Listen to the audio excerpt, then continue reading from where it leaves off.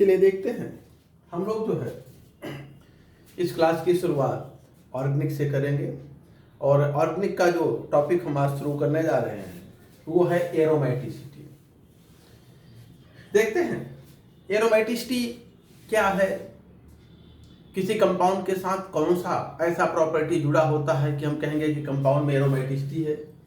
इसको जानने के लिए हमें सबसे पहले बेंजीन पे थोड़ा सा ध्यान देना पड़ेगा। बेंजीन के स्ट्रक्चर, उसकी स्टेबिलिटी या हम कहें उसकी जो अनयूजुअल प्रॉपर्टीज हैं उन पे चर्चा करते हैं। उसके बाद फिर जो है हम आते हैं एरोमेटिसिटी की डेफिनेशन देखते हैं और फिर एरोमेटिसिटी कैसे फाइंड करेंगे ये देखते हैं और इस पे ढेर सारे क्वेश्चन और एग्जांपल देखा जाए। सबसे पहले हम बेंजीन का अनयूजुअल स्ट्रक्चर देखते हैं। पहले बेंजीन का अनयूजुअल स्ट्रक्चर, अब सामान इसकी संरचना देखते हैं।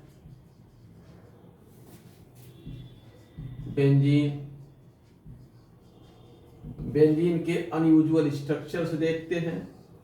उसके बाद इसकी जो अलग जो अनसैचुरेटेड हाइड्रोकार्बन्स हैं उनसे हट के इसकी प्रॉपर्टी होती है, तो इसकी प्रॉपर्टीज को देखेंगे, अनयूजुअल प्रॉपर्टीज को।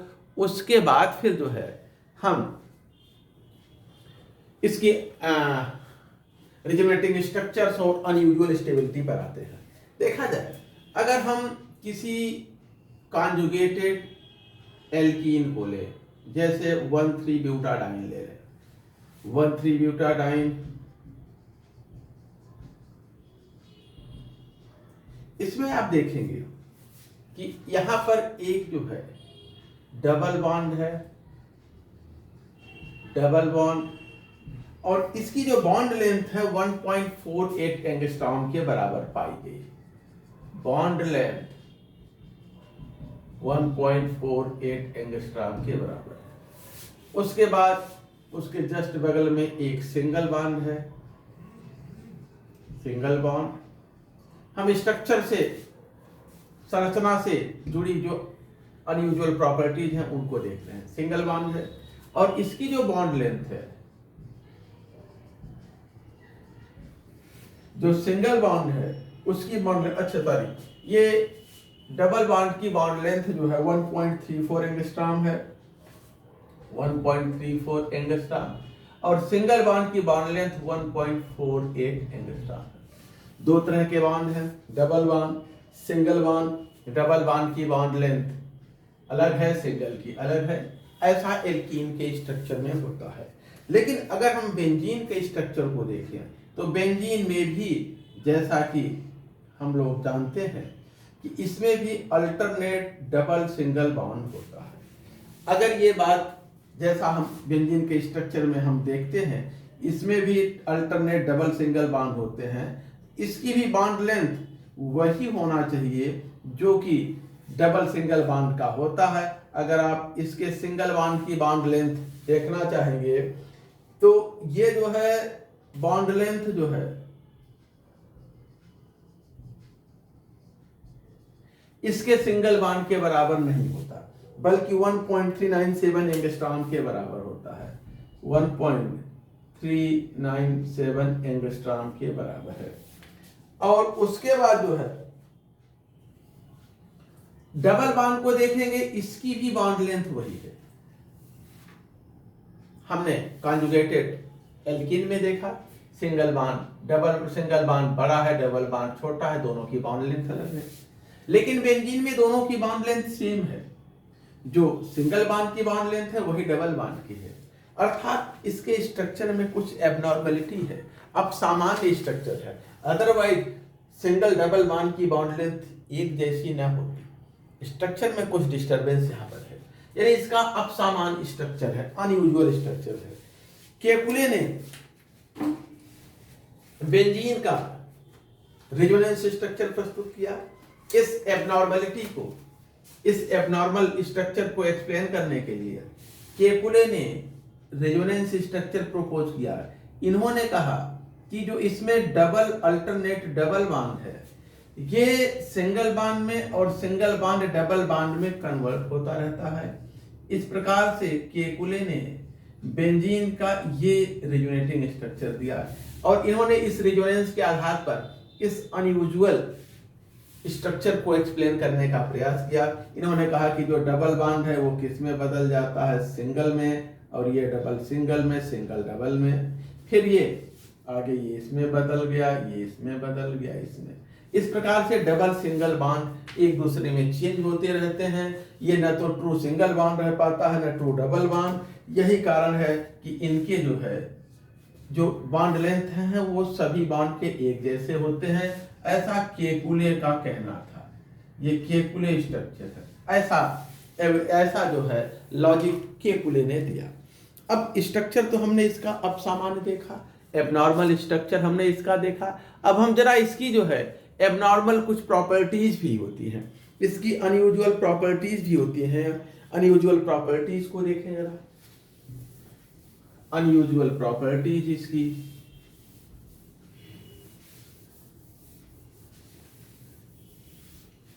अनयूजुअल प्रॉपर्टीज बेंजीन की देखी जाए।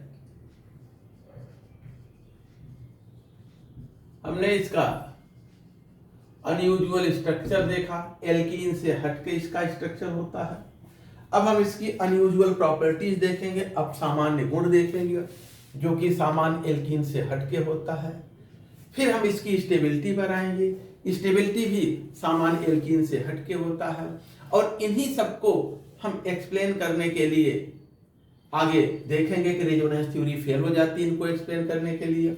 हम ऑर्बिटल पिक्चर, ऑर्बिटल डायग्राम के आधार पर, ऑर्बिटल कंसीडरेशन के आधार पर इनको एक्सप्लेन करते हैं। और फिर वहीं से हमें एरोमेटिसिटी मिलती है कि एरोमेटिसिटी क्या है। ठीक है, इनमें जो अनयूजुअल स्टेबिलिटी होती है उसी के लिए हमने यहाँ पर न्यू टर्म एक दिया गया है, एरोमेटिसिटी। तो जो एरोमेटिक कंपाउंड्स के लिए, बेंजीन के लिए या अन्य जो एरोमेटिक कंपाउंड्स हैं उनके साथ अगर एरोमेटिक जुड़ा है तो इट मीन्स कि उन मॉलिक्यूल्स में कुछ यानी कि अनयूजुअल स्टेबिलिटी होती है, अब समान स्थायित्व होता है। और उसी जो है अनयूजुअल स्टेबिलिटी को एक्सप्लेन को रिप्रेजेंट करने के लिए हम लोग जो है एरोमेटिसिटी टर्म यूज करते हैं। बहरहाल उसकी डेफिनेशन आगे देखेंगे। अब यहाँ पर देखा जाए अनयूजुअल प्रॉपर्टी, अगर हम साइक्लोहेक्सीन को ले, देखा जाए बेंजीन और अन्य एल्कीन में क्या डिफरेंस है, क्या हट के इसकी प्रॉपर्टीज है। ये साइक्लोहेक्सीन एल्कीन है, साइक्लोहेक्सीन एक डबल बॉन्ड है।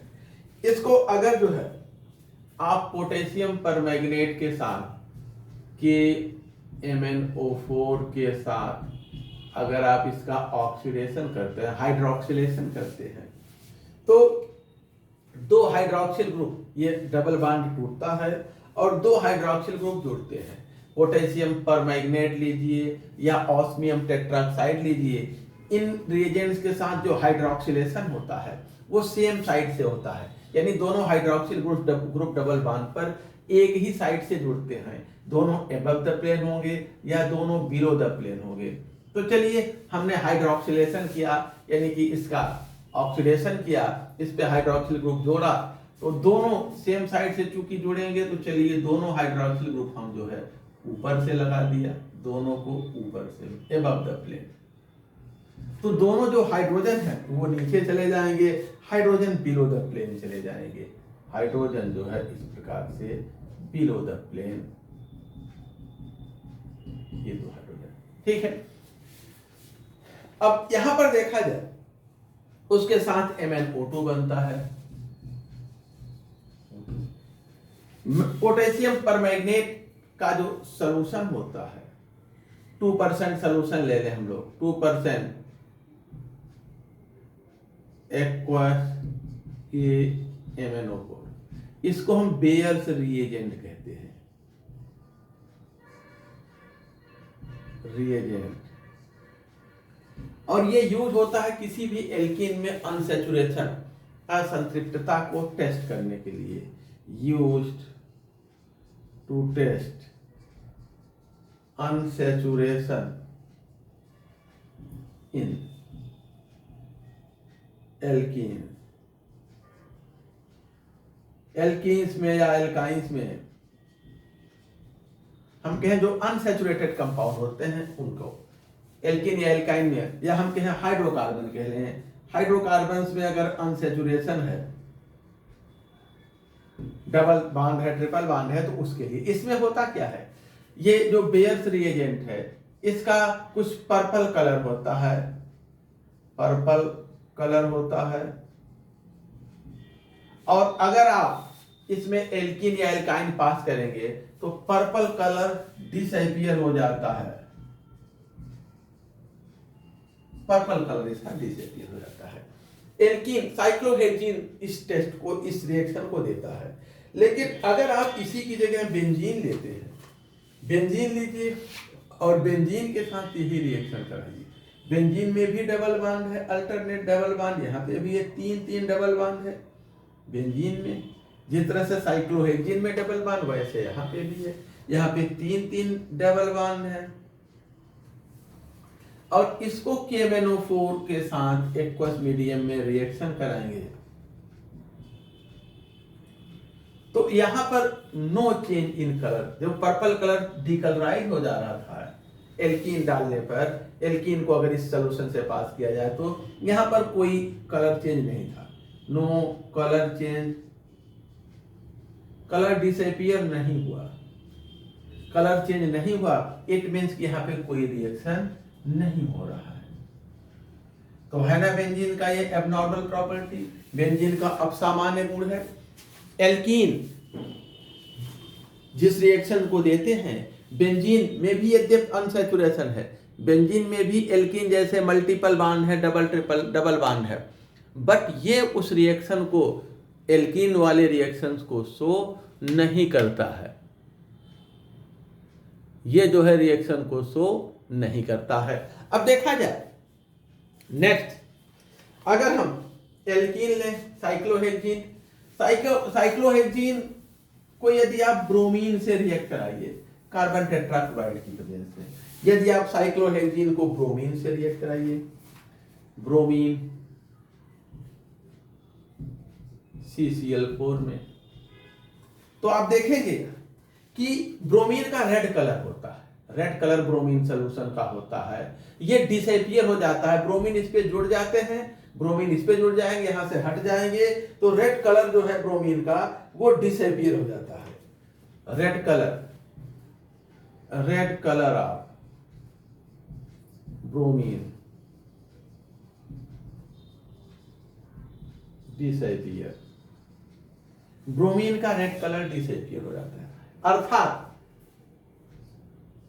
इस डबल बॉन्ड पर ब्रोमीन जुड़ता है। ध्यान देंगे, ब्रोमीन का जो इलेक्ट्रोफिलिक एडिशन है वो अपोजिट डायरेक्शन से होता है। जैसे एक ब्रोमीन अगर ऊपर से जुड़ा है तो अगला ब्रोमीन कहां से जुड़ेगा, नीचे साइड से, और इस पर जो हाइड्रोजन है वो नीचे चला जाएगा, और इसका हाइड्रोजन कहां आ जाएगा, ऊपर आ जाएगा। दोनों अपोजिट, एंटी एडिशन होता है एल्कीन पर ब्रोमीन का, ठीक है। और ये ब्रोमिनेशन हुआ, इसका कलर डिसअपीयर हो गया। लेकिन यदि आप बेंजीन के साथ यही ट्रीटमेंट करते हैं, यदि आप बेंजीन से रिएक्ट कराते हैं, bromine in CCl4, bromine CCl4 अगर आप लेते हैं, रिएक्शन कराते हैं, तो रेड कलर चेंज नहीं होता, no change in colour, colour change यहां पर नहीं होता है, और कोई रिएक्शन इसका मतलब यहां पर नहीं है, नो रिएक्शन, ठीक है। न तो कलर चेंज है और न ही कोई यहां पर रिएक्शन है। तो ये रहा जो है बेंजीन तथा बेंजीन जैसे जो अन्य एल्कीन पर तो रिएक्शन होता है, लेकिन बेंजीन पर एल्कीन जैसा ही इस पे भी मल्टीपल बॉन्ड है, इस पे तो एक डबल बॉन्ड है, तीन डबल बॉन्ड है, लेकिन ये उस रिएक्शन को नहीं शो करता जिसको साइक्लोहेक्सीन शो करता है। अर्थात बेंजीन की प्रॉपर्टीज कुछ हटके हैं, कुछ अलग प्रॉपर्टीज हैं। हाँ, ये देखा गया है कि यदि आप बेंजीन का ब्रोमिनेशन कर रहे हैं, नहीं हो रहा है, यदि आप यहां पर CCl4 मिला दीजिए, यदि आप यहाँ पर CCl4 मिला दीजिए, ठीक है ना, तो ये एडिशन होता है, तब ये एडिशन हो जाता है। यदि आप बेंजीन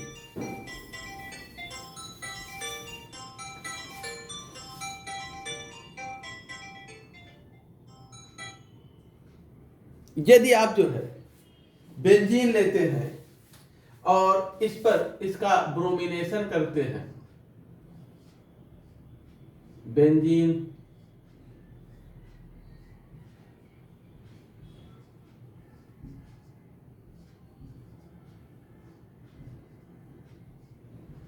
ये है, इसका ब्रोमिनेशन करते हैं,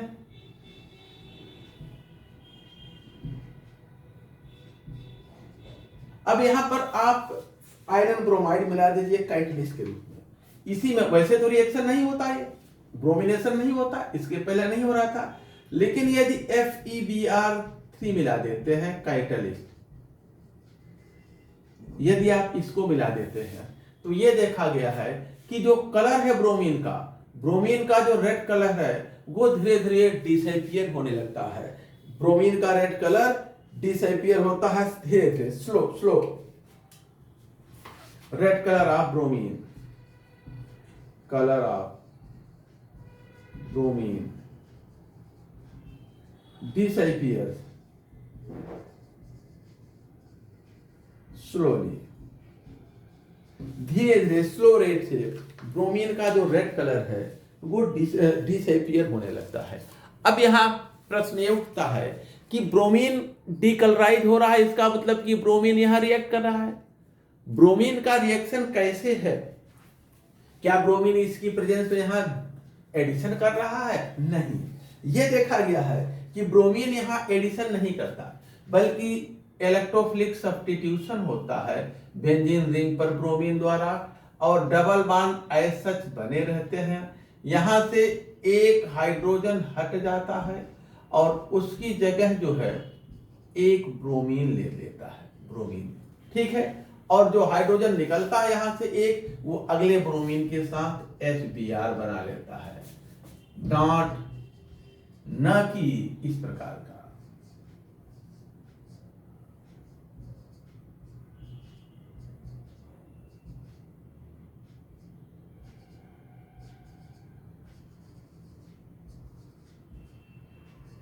इस प्रकार का नहीं होता है, ये बनता है, ऐसा बनता है, ठीक है, ये बनता है, न कि ये, ठीक।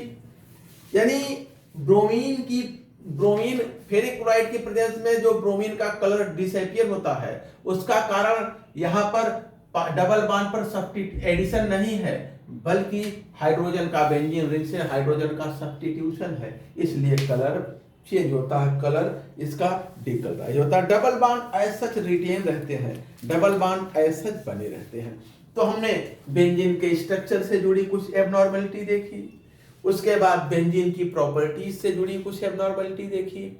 अब हम बेंजीन की अनयूजुअल स्टेबिलिटी देखते हैं, और उसी अनयूजुअल स्टेबिलिटी को रिप्रेजेंट करने के लिए, व्यक्त करने के लिए हम एरोमेटिसिटी टर्म यूज करते हैं। अगर किसी के साथ कहीं पे एरोमेटिसिटी टर्म जुड़ा हुआ है कि यह कोई कंपाउंड एरोमेटिक है, अगर कोई कंपाउंड एरोमेटिक कहा जाए है, तो इट मीन्स कि उसमें जो है करस्पॉन्डिंग एल्कीन्स के कंपैरिजन में ज्यादा स्टेबिलिटी है, सरप्लस स्टेबिलिटी है, स्टेबिलिटी ज्यादा है, मोर स्टेबल है, इसलिए हम उस कंपाउंड को एरोमेटिक कहेंगे। किसी भी अनसैचुरेटेड सिस्टम में अगर एक्स्ट्रा स्टेबिलिटी है तो हम उस सिस्टम में कहेंगे कि एरोमेटिसिटी प्रेजेंट है, और ऐसे कंपाउंड को हम एरोमेटिक कहते हैं। तो देखा जाए अनयूजुअल स्टेबिलिटी देखा जाए बेंजीन की, हमने स्ट्रक्चर देखा अनयूजुअल प्रॉपर्टी देखी। अब तीसरा आते हैं unusual stability of benzene. Benzene की अनयूजुअल स्टेबिलिटी देखा जाए, देखिए एल्कीन से डिफरेंट बेंजीन एडिशन रिएक्शन नहीं करते। अभी हम लोगों ने देखा ना कि एल्कीन पर ब्रोमीन का एडिशन हो रहा था, एल्कीन का हाइड्रोक्सिलेशन हो रहा था KMnO4 के साथ, लेकिन ये रिएक्शंस बेंजीन शो नहीं कर रहा था, बल्कि क्या शो कर रहा था, सब्स्टिट्यूशन रिएक्शन। तो एल्कीन से हट के, एल्कीन के विपरीत ये जो है एडिशन रिएक्शन नहीं देता। तो पहला पॉइंट, अनलाइक एल्कीन, एल्कीन से इतर, अनलाइक एल्कीन, एल्कीन से भिन्न, benzene do not undergo addition, does not undergo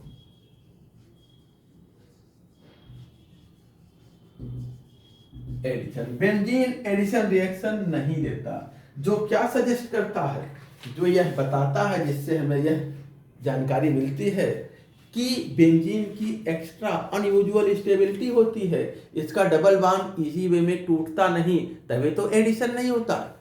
ये सजेस्ट करता है अनयूजुअल स्टेबिलिटी, which suggest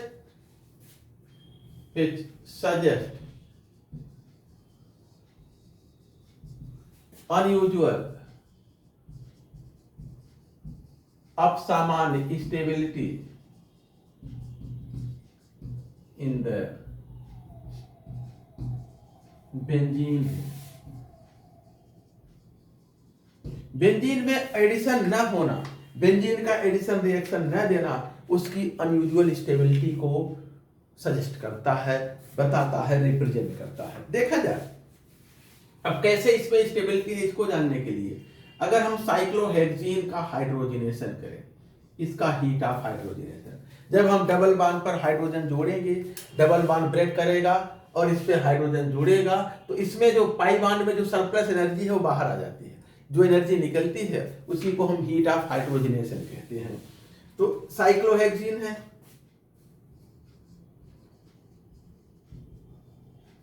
इसका हीट ऑफ हाइड्रोजनेशन देखा जाए, इसका हीट ऑफ हाइड्रोजनेशन कितना होता है,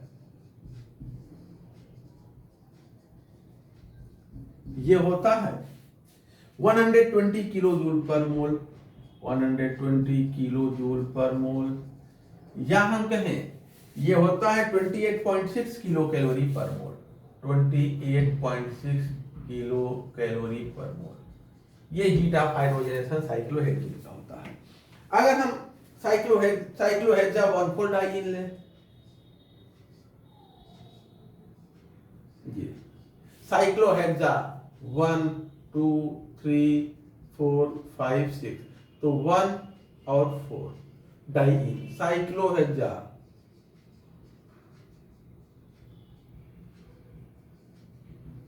डाइईन ले। इसका हीट ऑफ हाइड्रोजनेशन देखा जाए, हाइड्रोजनेशन इसका कितना है, ये साइक्लो, इसमें एक सिंगल बॉन्ड है, इसमें दो, सॉरी इसमें एक डबल बॉन्ड, इसमें दो डबल बॉन्ड है, आइसोलेटेड है, दो सिंगल बॉन्ड से सेपरेट है।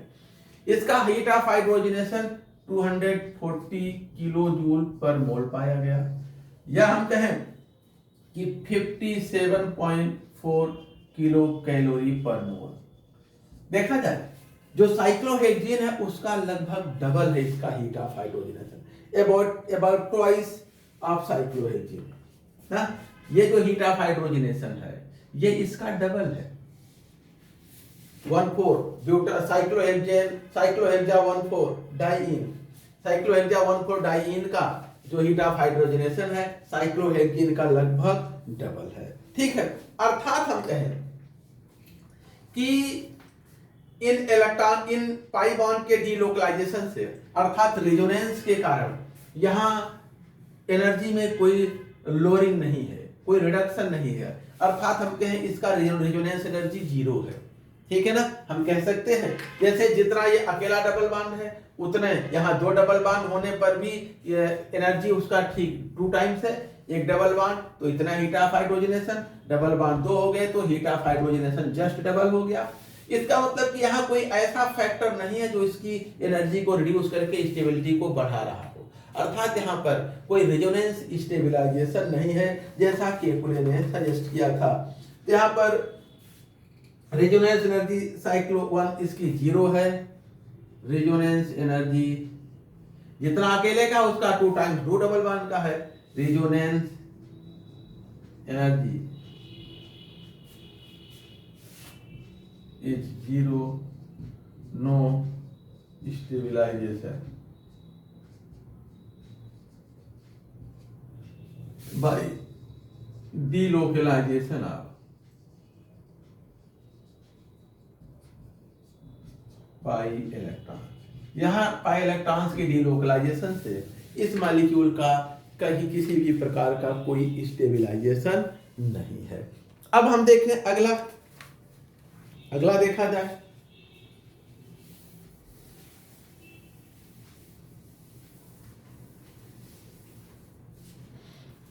अगर हम 1,3 साइक्लोहेक्सा 1,3 डाइईन लें,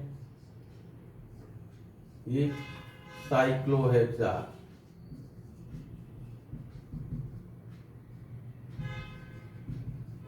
डाइईन लें, इस पर अगर हम देखें तो इसका हीट ऑफ हाइड्रोजनेशन क्या है?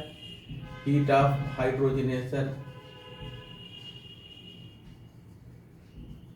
ये है, ये पाया गया है 232 किलो जूल पर मोल, 232 किलो जूल पर मोल, या हम कहें ये जो है 55.4 किलो कैलोरी पर मोल ये पाया गया। ठीक है, अब ये अगर हम देखें तो ये लगभग 8 किलो जूल या 1.8 किलो कैलोरी पर मोल लेस है। दो अगर आइसोलेटेड डबल बॉन्ड है, जैसे साइक्लोहेक्सीन की डबल वैल्यू से इसका डबल वैल्यू कम है।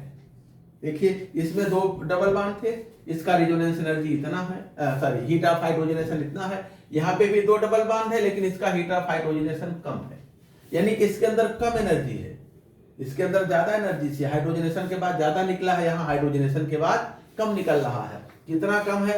लगभग 8 किलो जूल पर मोल। ठीक है ना, तो अबाउट 8 किलो जूल पर मोल लेस, यहाँ पर अबाउट 8 किलो जूल पर मोल less than twice value of cyclohexene, then twice value of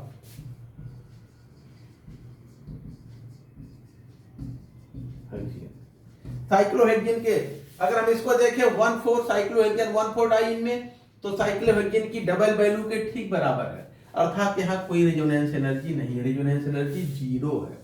but इस केस में जब ये कॉन्जुगेशन में है, अगल बगल है, डबल सिंगल डबल अल्टरनेशन है, तब इसके 2 टाइम्स है, साइक्लोहेक्सीन की डबल वैल्यू से इसकी रेजोनेंस एनर्जी, इसकी एनर्जी हीट ऑफ हाइड्रोजनेशन कम है। कितना? 8 किलो जूल पर मोल, अर्थात इन पाई इलेक्ट्रॉनों के डीलोकलाइजेशन से इनकी एनर्जी घट गई है, तभी तो कम एनर्जी मिल रही है। ठीक है ना, अब आगे जो है हमें बेंजीन का हीट ऑफ हाइड्रोजनेशन देखना है, और देखना है कि बेंजीन का हीट ऑफ हाइड्रोजनेशन साइक्लोहेक्सीन की ट्रिपल वैल्यू से कितना कम होता है, और जितना कम होगा एनर्जी वही रेजोनेंस एनर्जी कहलाती है, और उसी एनर्जी में रिडक्शन के कारण मॉलिक्यूल में एक्स्ट्रा स्टेबिलिटी होती है। लेकिन क्लास हमने 30 मिनट की ही रखी है अभी, और 30 मिनट हमारे समाप्त हो रहे हैं, तो आज की क्लास यहाँ पे बंद करेंगे। आगे हम लोग कल की क्लास में आगे देखेंगे। ध्यान देंगे, हम पहले आपको सारी थ्योरेटिकल चीजें बताएंगे, थ्योरी एक्सप्लेन कर देंगे, उसके बाद उसके कंसेप्ट और उसके एप्लीकेशन, और अब तक जितने क्वेश्चन पूछे गए हैं आईआईटी जैम में, गेट में, नेट जेआरएफ में, सारे क्वेश्चन को यहाँ सॉल्व करा देंगे। बाकी की चीजें आप अपने से खुद से शीट को सॉल्व करेंगे। ठीक है, चलिए रखते हैं।